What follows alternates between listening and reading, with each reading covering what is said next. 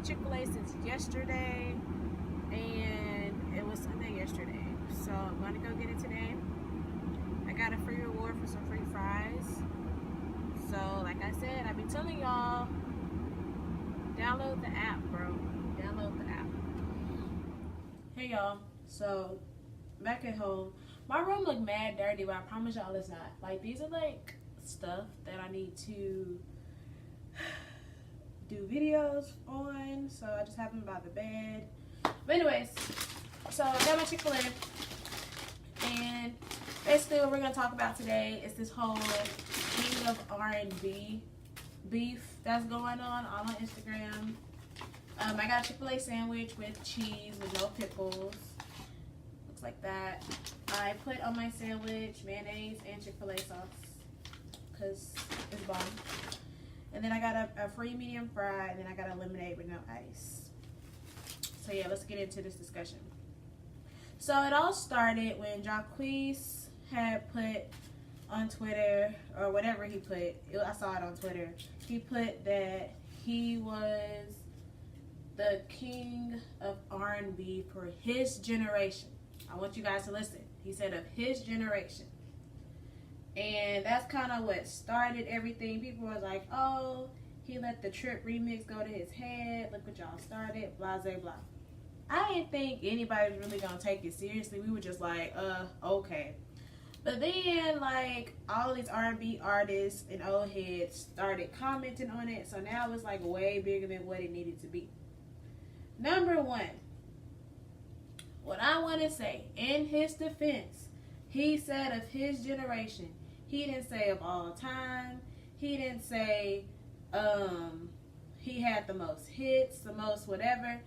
I personally think he was just speaking it into existence, and he had a little bit too much dip on his chip. And I'm going to say this.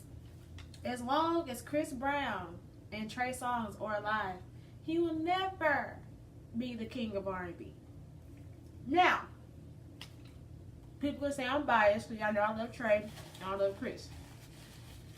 But as someone who was an avid Chris Brown fan, y'all, like, since day one, 2015, like, you can't discredit everything that Chris has done. Even though he did cross over into pop for a little bit. I said all that to say, Jacquees, his track record don't match up. Like, his hit singles that he literally just came out, like, by himself, nobody knows. He's known for his remixes of other people's songs and his samples. That's it. And then he had one good Trip remix. Like, that's it. However, even if he did have hits and he was doing good right now, let's talk about longevity, bro. Like, Chris Brown and Trey Songz been out since 2005. That's at least, oh my gosh, that is at least over a decade of consistent music, you guys. Like, for real. And honestly, I'm going to say it, only reason that Chris Brown is at the top because he can do it all. Like, I personally think that Trey's range is bigger than Chris Brown's. However, for some reason, Trey, he have his moments where he be sound like a goat, where he be yodeling, which is fine. But I feel like when he not doing that, like, he really be singing better than Chris Brown. But Chris Brown can dance. Chris Brown can act. He directs. Like, he is the full package. So that's why Chris is above Trey, to me. Now, what I will say is then people start coming in, commenting, talking about, well, it's really Bobby Brown and R. Kelly and Usher. That's cool. But what Jacquees said was of his generation. Number one, Bobby cool. Bobby Brown cool. If we are gonna take it there, Bobby Brown cool. I know he sold a whole bunch back in his day. Bobby Brown couldn't do that today. If Bobby Brown came out with the hits he came out with back then, The Voice, all that, he couldn't do that today. I don't care. Like, there's no way. But, and then R. Kelly, I would say R. Kelly was. If it was like a long time, I'd say R. Kelly. I know y'all hate R. Kelly. That man can sing. Like, to this day. Like, live. Still shelling out shows. Yeah, people have a problem with what he does, but, I mean, that man can sing. And he makes great music. Like, it is what it is. Now, Usher would be more of my, well, I can't say that's my generation yet. I'm born in the 90s, but, like, I really, like, Confessions would have been, like, my album. Like, I remember 8701, but Confessions, that was, like, my first Usher album that I bought. I knew every word. Usher was, like, my nigga until Chris Brown came out. He a strong second to me. Then I seen Tank insert himself. Now, listen, Tank. Tank, you come out with a hit every 10 years. The talent is there. The consistency isn't. Like, Tank, you got 3 hits. You probably got more than that, but we don't remember because you go away for like a long fucking time. And then you come back. And then you go away again. Who else came out? Jay Holiday. Oh my gosh. The funny thing about the whole Jay Holiday thing is, my only issue with what he said was, he has a right to feel the way he does. My only issue was that he didn't remake the video after the girl asked him if he would ballet. He wanted us to know that he had on a Gucci jacket so bad that he ain't delete the video and start it over. And that, in that point, you played yourself. Like, that shit was so funny to me. That was the funniest thing I've ever. I was literally in my bed crying when I seen that video yesterday.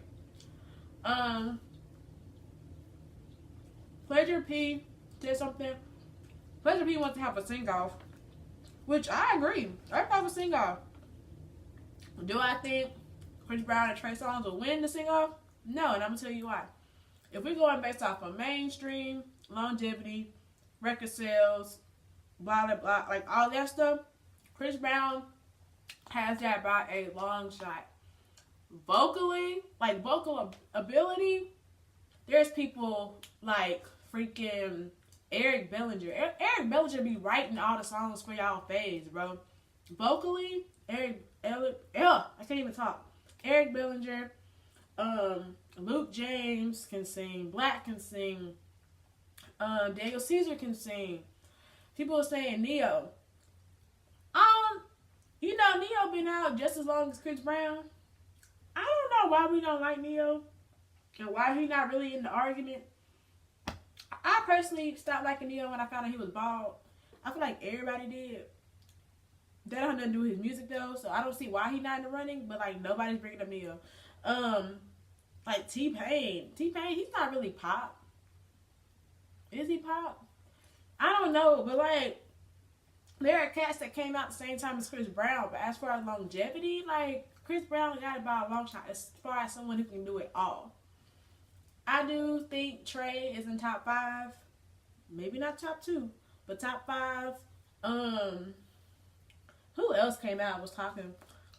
Tyrese is on the Instagram crying. That's nothing new. What else? Who else was on Instagram? I seen Bow Wow make a post, but he don't matter. He never does. What else? Like, I personally just feel bad for Jacquees because I feel like he was just basically like speaking into existence. I don't think he thought it was gonna blow up the way it did. But I also feel bad because no one listened to what he said. He said of his generation. Now, granted, he's still like the king of R&B of his generation. He's still like it. But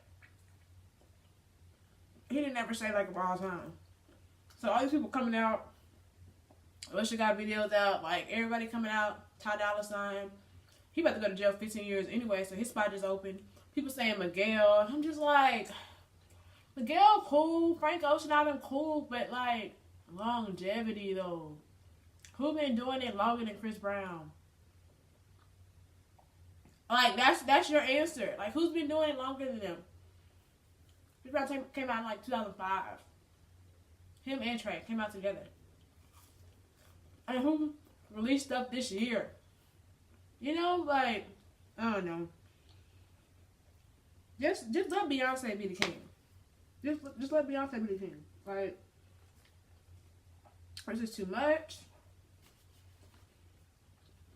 Jay Holiday was out of line. I never cried so hard over a video. He said, nah, Ballet don't wear this Gucci jacket. That was so funny to me.